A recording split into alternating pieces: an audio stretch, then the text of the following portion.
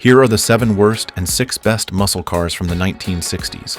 1962, Dodge Dart, worst number 7. Kicking things off with a true misfire, the 1962 Dodge Dart. This car was the result of panic and confusion from Chrysler execs who thought Chevrolet was downsizing. So they shrank the Dart too, but not quite enough. It ended up being stuck between full-size and mid-size, pleasing no one.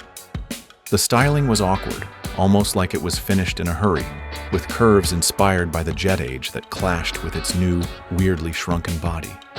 Sales reflected the disaster, dropping by nearly 2/3 in just 2 years.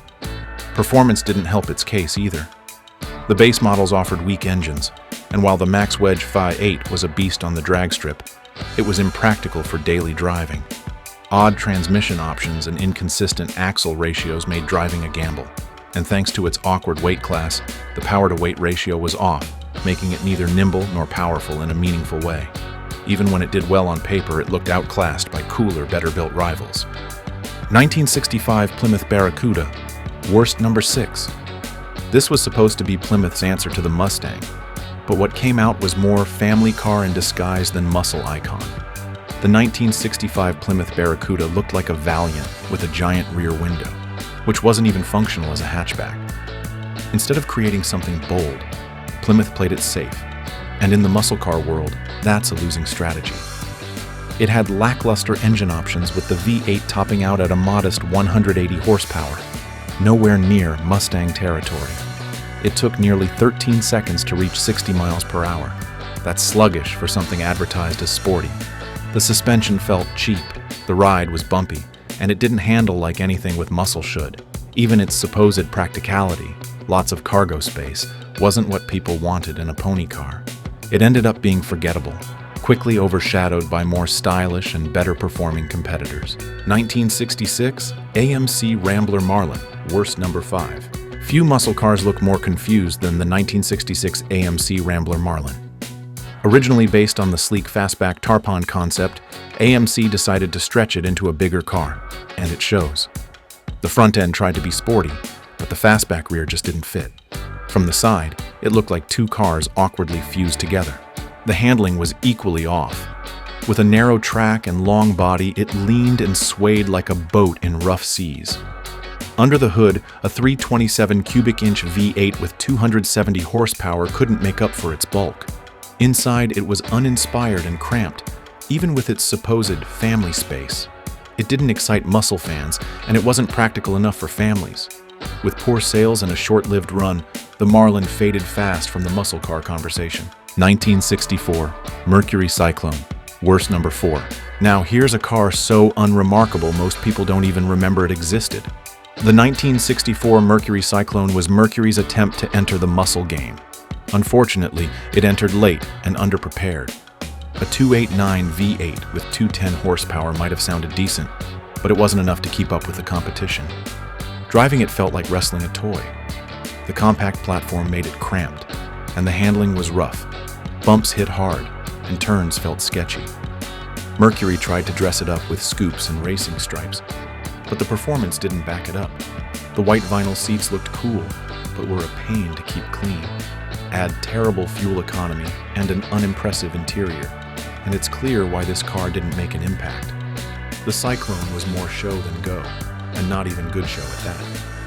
1969 Ford Torino Talladega, worst number 3. Designed to win NASCAR races, the 1969 Ford Torino Talladega looked the part with its long, aerodynamic nose, but it failed to deliver as a street car. Buyers expecting track-ready thrills were stuck with a 428 Cobra jet engine paired with a column-shift automatic. No manual option? That's a big strike for muscle fans. The design was clearly focused on racing, not comfort. The modified bumper looked odd, the ride was stiff, and the interior was stripped down to the basics. On paper, it could hit 60 miles per hour in under 6 seconds, but that wasn't enough to make up for the awkward looks and compromised ride. And with only about 750 made, it was rare, but not because people wanted one. 1969 Dodge Charger Daytona, worst number 2. Yes, it's iconic. Yes, it's fast. But the 1969 Dodge Charger Daytona was a tough sell for anyone not racing on Sunday. With its massive rear wing and impossibly long nose, it looked more like a cartoon spaceship than a street car. Dodge built it for NASCAR, and to qualify they had to sell a few to the public. But driving one on regular streets wasn't exactly a dream. The design made everyday use annoying, especially parking. Those pop-up headlights were a maintenance nightmare. Inside, it was just a regular Charger, despite the inflated price tag. And unless the rare manual option was chosen, buyers got a mundane automatic. While it ruled the track, it wasn't quite the king of the streets. 1966, Chevrolet Chevelle SS 396, worst number 1. Now this might be controversial. The Chevelle SS 396 had the looks and a big engine, but dig deeper and flaws come through. The base engine delivered 325 horsepower, which just wasn't enough for a car that heavy. If you wanted real speed, it cost a lot more. The handling? Mushy. The steering? Vague. On twisty roads or in bad weather, this car could feel like a handful. Its gas mileage was laughable, even by muscle standards. And while the long hood and wide stance looked mean, it made maneuvering a chore. Inside, it was plain and not very comfortable. The hype around the SS 396 was huge, but the real-world experience didn't always live up to the legend. 1966, Plymouth Belvedere, 2 Hemi, best number 6. Now for a real gem. The 1966 Plymouth Belvedere 2 Hemi was a masterclass in stealth. From the outside, it looked like a car your school principal might drive. But under that mild exterior sat a 426 Hemi 5.8, cranking out 425 horsepower. A 4-speed manual and heavy-duty rear axle made sure all that power went to the pavement. This wasn't a car for posers. It had no power steering, no frills, just speed. Only 280 were built with the manual, making it ultra-rare. It may not have been flashy, but those who knew what it was knew it was lethal. 1969, Ford Torino Cobra 428 SCJ, best number 5. This one didn't get the attention it deserved, but the 1969 Ford Torino Cobra packed serious heat. With a 428 Super Cobra Jet V8 and 440 pound-feet of torque, this thing could scream down the road. It came with a 4-speed close-ratio manual, a performance rear axle, and a limited slip differential. Everything about it was tuned for speed. Its looks were deceptive, just another Torino at first glance. But under that sports roof was a rocket. It was built to run hard and fast, and it did just that without begging for attention. 1967, Shelby GT 500, best number 4. When Carroll Shelby got his hands on the Mustang, magic happened.